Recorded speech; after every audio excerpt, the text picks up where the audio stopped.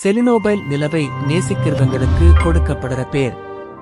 நிலவை பார்க்கும்போது கிடைக்கிற அந்த மன அமைதிக்கு கோடி ரூபாய் கொடுத்தாலும் ஈடாகாது. நிலவு இல்லாவிட்டால் பூமி எப்படி இருக்கும்?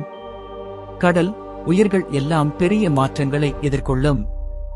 நிலவு திடல் போர்ஸ் பூமியை கட்டுப்படுத்துகிறது. கடல் மட்டம் மற்றும் அலைகளை சீராக பராமரிக்கிறது.